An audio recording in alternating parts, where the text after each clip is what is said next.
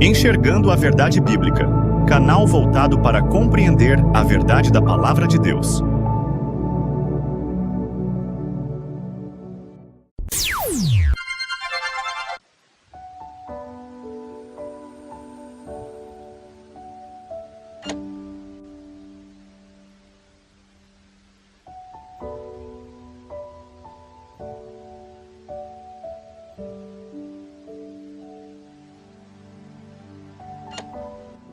Igreja de Deus, do 7º dia congregacional. Olá, paz seja contigo. Vamos para mais uma meditação da Palavra de Deus. Hoje o tema será a Igreja de Deus sob a nova aliança, identidade e restauração. Texto central, Romanos, capítulo 2, versículos 28 a 29. Porque não é judeu o que o é exteriormente, nem é circuncisão a que o é exteriormente na carne. Mas é judeu o que o é interiormente, e circuncisão a que é do coração, no espírito, não na letra, cujo louvor não provém dos homens, mas de Deus. Introdução.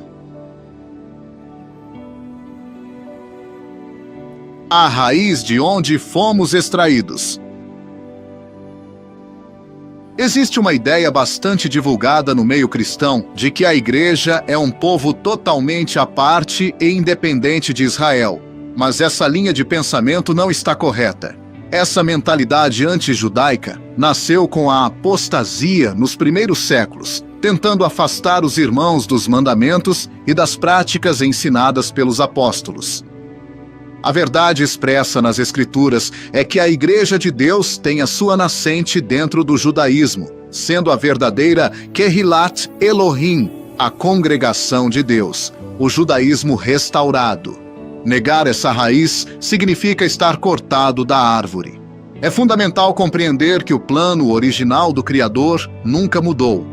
O Messias era judeu, os apóstolos eram judeus e a primeira mensagem foi anunciada ao povo judeu. Não fomos chamados para criar uma nova religião romanizada e aberta à quebra da lei, mas para fazer parte do remanescente que conserva a pureza da palavra, que é a Igreja de Deus, estabelecida no sangue de Cristo. A separação artificial entre a Igreja de Deus e Israel desfigura a identidade do próprio Messias, que veio para cumprir e confirmar as promessas feitas aos pais, e não para fundar um sistema de crenças desconectado da herança abraâmica. 1. O propósito de Israel e o remanescente fiel.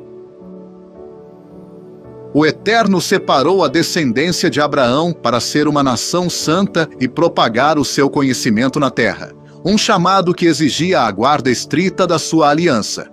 Embora a maior parte do povo tenha falhado e caído na desobediência ao longo da história, o Senhor nunca abandonou o seu plano e sempre reservou para si um remanescente fiel. Esse pequeno grupo preservou as sagradas instruções e permaneceu totalmente puro e incontaminado do sistema do mundo. Romanos, capítulo 11, versículos 4 a 5. Mas o que diz a resposta divina? Reservei para mim 7.000 homens, que não dobraram os joelhos diante de Baal. Assim, pois também no tempo presente ficou um remanescente, segundo a eleição da graça. Em resumo, a linhagem de fiéis escolhida por Deus garantiu a continuidade da sua verdade na terra. O remanescente representa a porção exclusiva que não se curva à apostasia geral, mantendo acesos os preceitos do Altíssimo. A existência do remanescente comprova que a infidelidade da maioria não anula a fidelidade do Criador com a sua palavra. Em tempos de apostasia geral e diluição dos preceitos divinos, o chamado para o indivíduo é manter-se do lado daqueles poucos que guardam o testemunho e não se dobram aos falsos sistemas de adoração. 2. A verdadeira circuncisão e o zelo pelos mandamentos morais. As Escrituras revelam que o Eterno sempre exigiu a circuncisão do coração, e não apenas a marca física da carne. Se houver transgressão contra a lei de Deus, a circuncisão se torna em incircuncisão. O verdadeiro judeu é aquele que possui o coração transformado pelo Espírito, manifestando essa mudança na guarda dos mandamentos morais e eternos, como a santificação do sábado.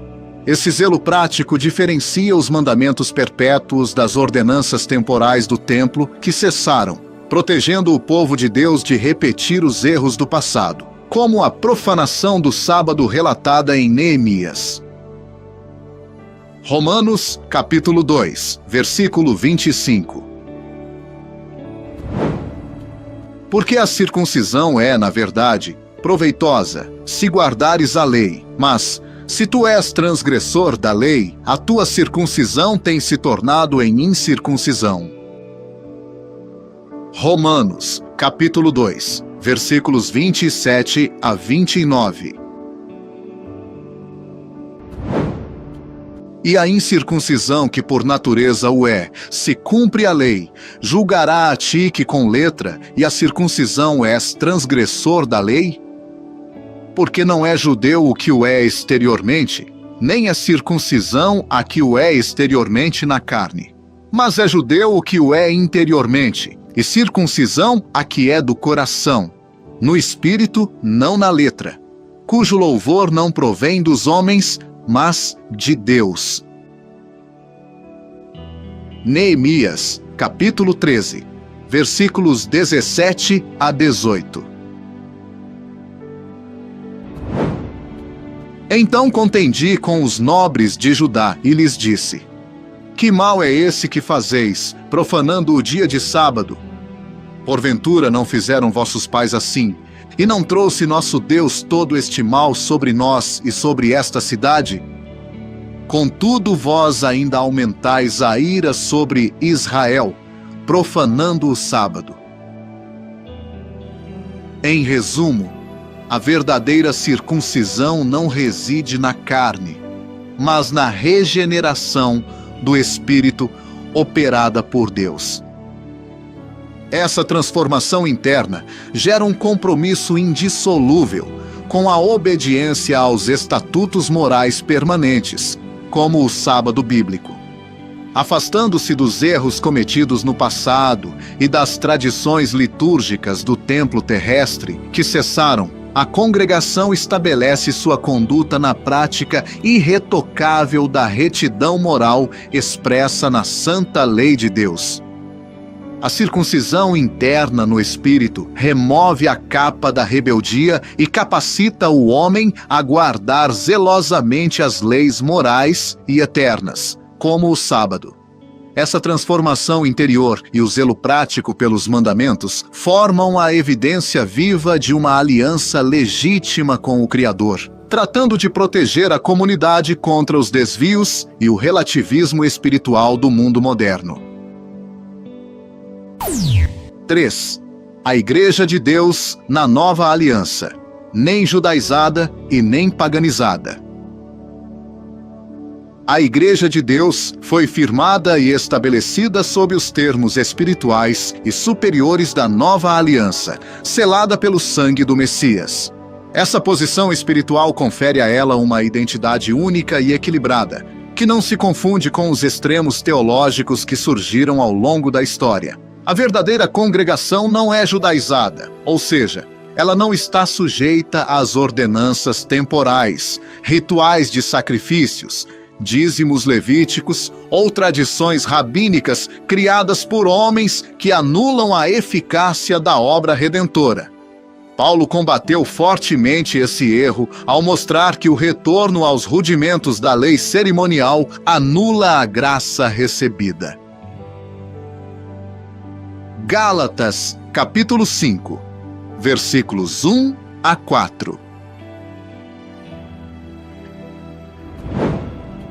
Estai, pois, firmes na liberdade com que o Cristo nos libertou, e não vos submetais outra vez a um jugo de servidão. Eis que eu, Paulo, vos digo que, se vos deixar de circuncidar, o Cristo de nada vos aproveitará.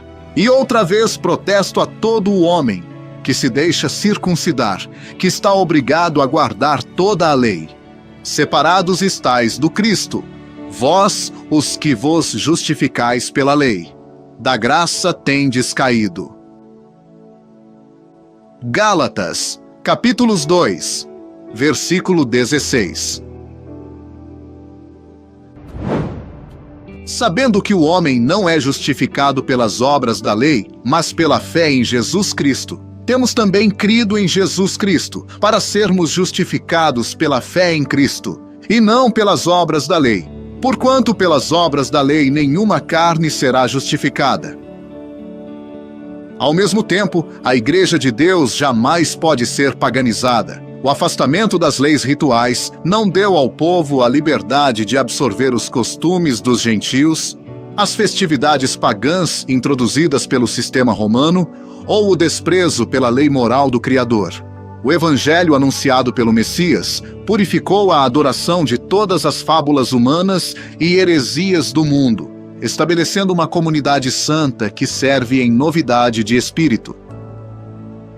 Ser a Igreja de Deus na nova aliança significa rejeitar tanto o jugo das tradições rituais antigas quanto a frouxidão moral do paganismo mascarado de cristianismo. Em resumo, o estabelecimento da congregação sob a nova aliança centraliza a adoração no Espírito e na verdade. Isso significa que fomos libertos do peso das leis cerimoniais e rituais transitórias, mas fomos chamados a manter a separação total do paganismo e do relativismo moral. A Igreja de Deus caminha na perfeita retidão, guardando os mandamentos morais do Pai, sem os acréscimos das tradições humanas e sem a contaminação dos costumes do mundo gentílico. O estabelecimento da Igreja de Deus na nova aliança demonstra o equilíbrio perfeito da verdade bíblica. Ao trazer a adoração para o nível espiritual, a congregação se afasta tanto do perigo do ritualismo quanto do paganismo, preservando a santidade prática exigida pelo Criador por meio da fiel observância dos seus mandamentos eternos. Conclusão. O retorno à essência da fé. A restauração da fé original exige um posicionamento firme e consciente em favor das instruções que o Criador estabeleceu desde o princípio.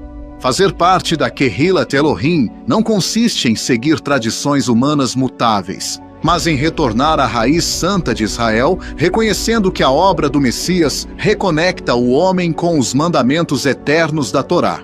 A verdadeira identidade bíblica se manifesta quando a fé interior gera frutos práticos de obediência, visível e inegociável.